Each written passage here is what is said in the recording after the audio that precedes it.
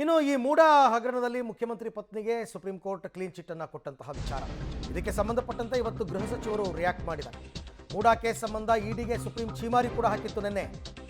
ಇದರ ಬಗ್ಗೆ ಪರಮೇಶ್ವರ್ ಅವರು ಇವತ್ತು ಗೃಹ ಸಚಿವರು ಬೆಂಗಳೂರಿನಲ್ಲಿ ಮಾತಾಡಿದ್ದಾರೆ. ನ್ಯಾಯ ಇದೆ ಅನ್ನೋದನ್ನ ಕೋರ್ಟ್ ಪುನರುಚ್ಚರಿಸಿದೆ. ಪ್ರಕರಣದಲ್ಲಿ ತಮ್ಮ ಪಾತ್ರ, ಪತ್ನಿ ಪಾತ್ರ ಇಲ್ಲ ಅಂತ ಸಿಎಂ ಮೊದಲಿಂದನೂ ಹೇಳ್ತಿದ್ರು.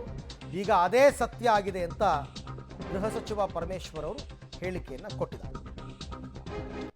ಇಲ್ಲಿ ನಿನ್ನೆ ದಿವಸ ಏನು ಮುಖ್ಯ ನ್ಯಾಯಾಧೀಶರು ತೀರ್ಮಾನವನ್ನು ಕೊಟ್ಟಿದ್ದಾರೆ, ಇದು ಈ ದೇಶದಲ್ಲಿ ಇನ್ನೂ ಕೂಡ ನ್ಯಾಯ ಇದೆ ಅನ್ನೋದನ್ನು ಪುನರುಚ್ಚಾರ ಮಾಡಿದಾಗ ಆಗಿದೆ. ಆದ್ದರಿಂದ ಮುಖ್ಯಮಂತ್ರಿಗಳು ಹೇಳ್ತಾ ಇದ್ದರು, ಇದರಲ್ಲಿ ನನ್ನ ಪಾತ್ರ ಏನೂ ಇಲ್ಲ, ನಮ್ಮ ಮನೆಯವರ ಪಾತ್ರ ಕೂಡ ಏನೂ ಇಲ್ಲ, ನಮ್ಮ ಶ್ರೀಮತಿಯವರ ಪಾತ್ರ ಏನೂ ಇಲ್ಲ ಅಂಥೇಳಿ ಹೇಳ್ತಾ ಇದ್ದರು.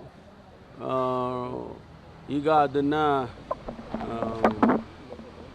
ಅದೇ ಸತ್ಯ ಅಂಥೇಳಿ ಹೇಳೋದಕ್ಕೆ ಸುಪ್ರೀಂ ಕೋರ್ಟ್ ಇವತ್ತು ಹೇಳಿದೆ. ನ್ಯಾಯ ಇದೆ ಅಂಥೇಳಿ ಮತ್ತೊಂದು ಸಾರಿ ಪುನರುಚ್ಚಾರ ಮಾಡಿದಂಗೆ ಆಗಿದೆ. ಈಗ ಕಾಂಗ್ರೆಸ್ನವರೆಲ್ಲ ಇವರೊಬ್ಬರು ಅಂತಲೇ ಇಲ್ಲ, ಎಲ್ಲ ನಾಯಕರು ಕೂಡ ಅದನ್ನೇ ಹೇಳ್ತಾ ಇದ್ದಾರೆ. ಜೊತೆಗೆ ಸಿದ್ದರಾಮಯ್ಯನವರು ಕೂಡ ಈ ಮಾತನ್ನು ನಿನ್ನೆ ಎಕ್ಸ್ನಲ್ಲಿ ಹಾಕ್ಕೊಂಡಿದ್ರು. BJP JDSನವರು ಕ್ಷಮೆ ಕೇಳಬೇಕು. ಪಾದಯಾತ್ರೆ ಮಾಡಿದ್ರ, ಇಲ್ಲಿಂದ ಬೆಂಗಳೂರಿಂದ ಮೈಸೂರಿಗೆ ಪಾದಯಾತ್ರೆ ಮಾಡಿದ್ರಲ್ಲ BJP JDS ಅವರು, ಸಿದ್ದರಾಮಯ್ಯನವರ ರಾಜೀನಾಮೆಗೆ ಆಗ್ರಹಿಸಿ. ಹಾಗಾಗಿ ಅವರು ಕ್ಷಮೆ ಕೇಳಬೇಕು ಅಂತ ಆಗ್ರಹಿಸಿದರು.